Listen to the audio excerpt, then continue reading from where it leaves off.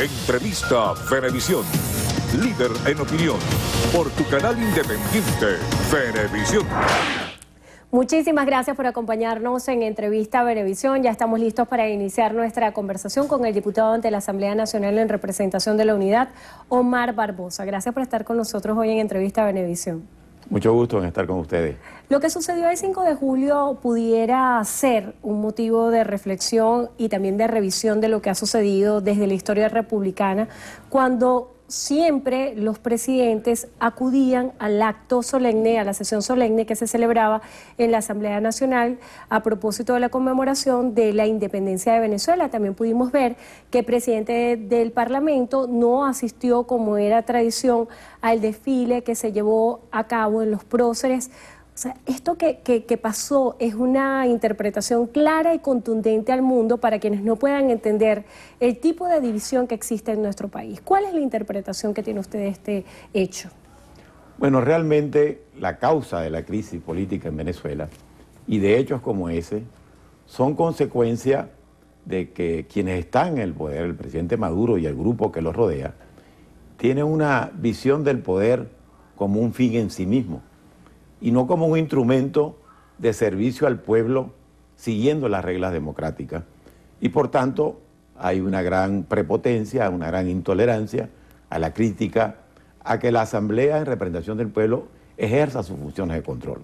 En este sentido, el diputado Francisco Torrealba ofrecía unas declaraciones en las cuales, voy a citar lo que él dice: la oposición se negó a coordinar actos protocolares, tampoco así invitaron a cuerpo acreditado en Venezuela. Yo quisiera que usted me aclarara si existió o no existió la coordinación para que el primer mandatario nacional asistiera a la Asamblea Nacional y de esta forma hubo alguna convocatoria para que el presidente del Parlamento asistiera a los eventos que se celebraron en los próceres. Bueno, me consta que la Asamblea Nacional, a través de la Dirección de Protocolo, hizo todos los esfuerzos posibles, porque para nosotros el acto del 5 de julio no es un acto de la oposición o del gobierno, es el acto de Venezuela, de su historia, de su tradición republicana. Pero no fue posible, simplemente el presidente no quería y le dio instrucciones a su gente de que no colaborara, ni siquiera para que la apertura del acta de independencia se hiciera como se hace todos los años protocolarmente, con presencia de todos los poderes y de la opinión pública, de los medios. Eso no fue posible porque el Ejecutivo no tenía interés en eso. Ellos decidieron, a partir del 6 de diciembre, desconocer la voluntad popular que eligió a esta Asamblea Nacional, que es el único poder público recién legitimado que tiene el país, y que el Ejecutivo desconoce y busca el apoyo de las Fuerzas Armadas para darle mayor fuerza a ese desconocimiento. Nosotros sabemos que los militares de vocación democrática, que conocen cuál es su función constitucional, no comparten eso, pero están cumpliendo órdenes realmente irracionales. Ahora, cuando revisamos parte de lo que fue las declaraciones del presidente Nicolás Maduro en este acto que se celebró en los próceres, también celebrándose el Día de las Fuerzas Armadas, él hacía un exhorto al presidente de la Asamblea para que no ofendiera a los militares venezolanos y de alguna forma le hacía un exhorto para que no los ofendiera a ellos, sino que lo ofendiera a él. El nivel de discurso, ¿cómo se puede manejar para que de alguna manera lo que decía Américo Martín en sus palabras como orador de orden en el acto del 5 de julio pueda propiciarse un diálogo como salvación de Venezuela?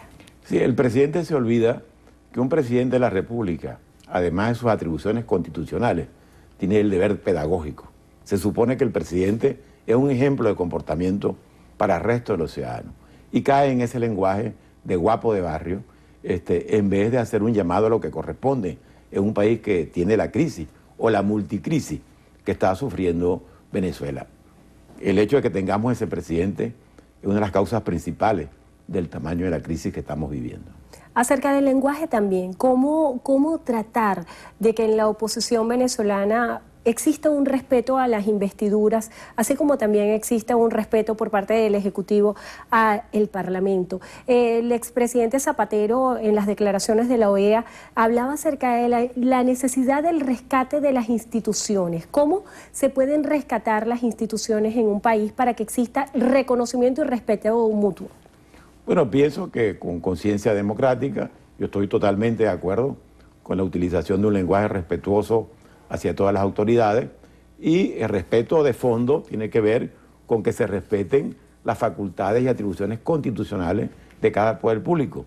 Nosotros hemos planteado un acuerdo nacional que parta de ese principio, que todos los poderes respeten las atribuciones constitucionales del otro. Eso no hemos podido lograr desde que fue elegida esta Asamblea Nacional. Miren, en Inglaterra, el primer ministro Cameron perdió un referéndum consultivo, que ni siquiera es obligatorio, y renunció. Entonces resulta que el presidente pierde las elecciones parlamentarias de la manera que la perdió, y en vez de respetar la voluntad del pueblo, lo que hace es desconocerla.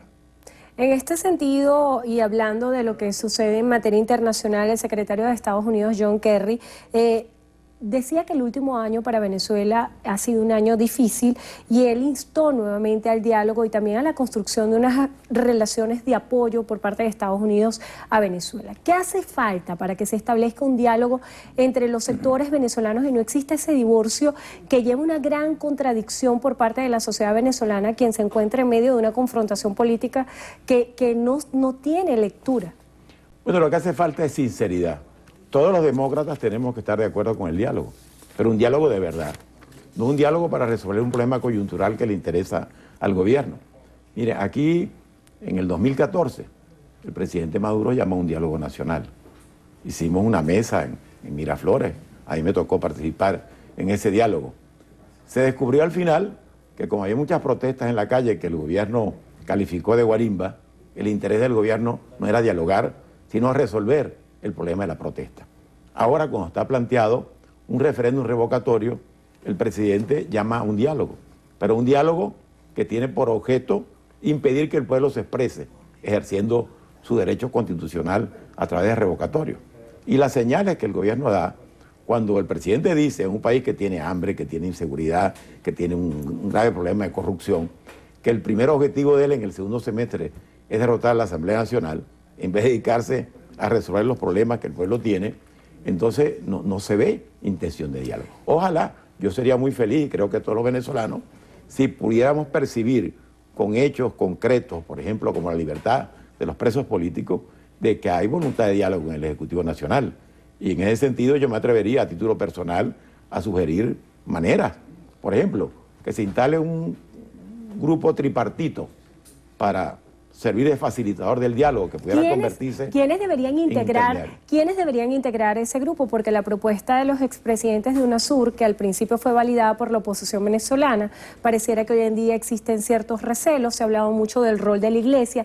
¿Quién, a su juicio, debería ser el mediador y facilitador de este proceso de diálogo? Yo propondría a título personal 3 mediadores, uno designado por Mercosur, otro por la OEA y otro por el Vaticano, que sean facilitadores, que se instalen inmediatamente en Venezuela y se conviertan en observación internacional para vigilar el proceso de normalización de la vida democrática del país y garantizar, por supuesto, que se ejerzan los derechos constitucionales del pueblo venezolano. En el caso de los expresidentes que parten de la comisión de UNASUR, ¿a su juicio no tienen validez? Bueno, pero pudiera en ese caso UNASUR escoger uno de los 3, si le parece que debe ser. Nosotros no estamos cuestionando a las personas que fueron designadas, sino que el mecanismo fue un mecanismo sin participación de la Mesa de la Unidad, un mecanismo que nosotros creemos que pudiera ser válido en otras circunstancias, pero en estas circunstancias es muy importante que los facilitadores gocen de la confianza de las partes. Por ejemplo, un mecanismo tripartito con esa triple representación pudiera incorporar a uno de los 3 que ya designaron o a otro, a alguien que designe la OEA y a un representante del Vaticano, para que esos 3 sean facilitadores confiables para las dos partes y que nos podamos sentar a resolver lo que al pueblo le interesa, que son los problemas que están sufriendo los venezolanos en la calle. Mire, cuando vemos que 500 mujeres venezolanas pasaron la frontera a buscar comida en Cúcuta, yo creo que tenemos razones para sentarnos a dialogar, a buscar salidas por encima de las diferencias políticas que podamos tener. Sin duda alguna, uno de los puntos que más conecta a los venezolanos, aparte de la crisis económica, es el tema de la inseguridad. Desde la Asamblea Nacional, ¿de qué manera se está abordando este problema para dar respuesta a los electores que confiaron en ustedes como diputados ante el Parlamento y que están esperando iniciativas desde el punto de vista legal para resolver el problema de la inseguridad? Bueno, estamos trabajando muy duro en esa materia. Evidentemente, lo que está ocurriendo en este mes de junio, que acaba de pasar, en la Gran Caracas, hubo 500 muertes violentas, 80% por homicidio.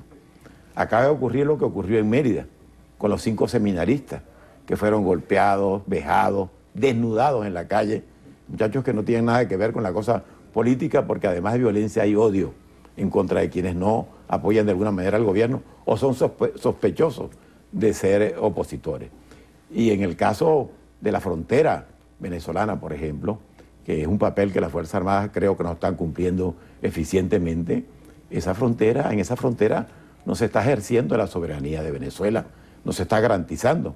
Ahí la guerrilla, los paramilitares, cualquier tipo de delincuente, ahí hay tráfico de drogas, hay extorsiones, hay de todo. Mire, ayer en el municipio Rosario de Perijá fue robada la finca de la Facultad de Veterinaria, que funciona allí precisamente para servir como un factor de formación de las nuevas generaciones productoras. Le fue robado el ganado. Los productores de la frontera, por lo menos en el Zulia, en ese circuito yo soy diputado, en Machiques, en La Villa, en todas esas partes allí, los robos de ganado por parte de la delincuencia abiertamente, con la mirada volteada para otro lado por parte de las autoridades, es todos los días. Estamos en un caos desde el punto de vista de seguridad. No hay gobernabilidad porque el gobierno no está en capacidad de controlar el tema de la violencia y el tema de la inseguridad. Entonces el país, aparte del hambre, del alto costo de la vida, de la corrupción que es evidente en todos los sectores que están en el gobierno o a su alrededor, el tema de la inseguridad, bueno, estamos en una gravísima crisis. Mire, por cosas mucho más pequeñas que esas, muchos gobernantes han renunciado para facilitar la solución de la crisis. Ojalá que el presidente Maduro, si no quiere dialogar de verdad, si no quiere afrontar los problemas de fondo, bueno, por lo menos se le ocurra renunciar para facilitar ¿Usted una cree salida. que esa siga siendo una posibilidad? Porque dentro del conjunto de vías que había planteado la oposición venezolana para una resolución del conflicto político, estaba planteada la renuncia del presidente. El presidente ha dicho en ocasiones y de manera muy enfática que él no va a renunciar. ¿Usted todavía se pasea por ese escenario de que el presidente de la República renuncie? Es una de las vías constitucionales. Hay otras, por supuesto. Pero si yo no quiero ni resolver los problemas, ni dialogar para que se resuelvan, si el presidente se convierte en principal obstáculo para que este pueblo resuelva sus problemas, yo creo que si fuera responsable, si no estuviera en el poder por el ejercicio del poder en sí mismo, sino para servirle al pueblo, para facilitar la posibilidad de que se instale un gobierno de unidad nacional en Venezuela, debería pensarlo seriamente. Bueno, le damos las gracias a Omar Barbosa, diputado ante la Asamblea Nacional en representación de la Unidad. Gracias por estar con nosotros en Entrevista a Venevisión. Gracias a ustedes por la invitación. Y gracias a ustedes también por habernos acompañado. Gracias, Endrina. Hasta aquí la presente emisión. De Noticiero Venevisión, Canal 4, reporta. Ustedes deciden. Hasta mañana. Feliz día.